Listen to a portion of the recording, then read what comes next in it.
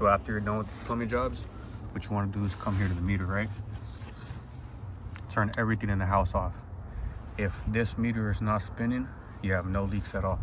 Stay here for 5 to 10 minutes, give or take, just to see if there's any small leaks or whatnot.